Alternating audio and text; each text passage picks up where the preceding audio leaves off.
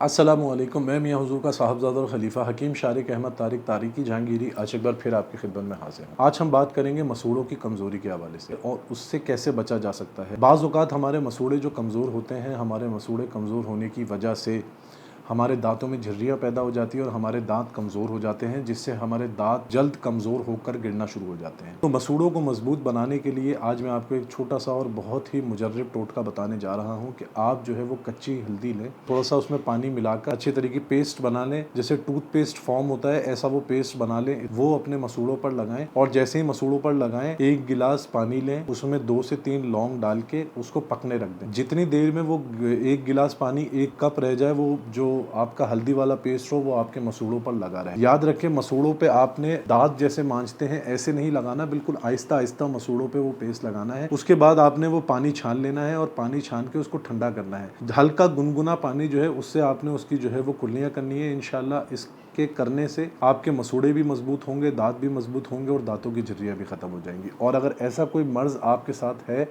और आपके शदीद जो है वो परेशानी और नुकसान का बाइस बन रहा है, तो स्क्रीन पे दिए गए नंबर्स पे रब्ता करके इसकी मज़ीद मालूमात भी हासिल कर सकते हैं और अपना इलाज भी करवा सकते हैं। जज़ाकल्लाहु खैर। अस्सलामु अलैकुम व रहमतुल्लाह।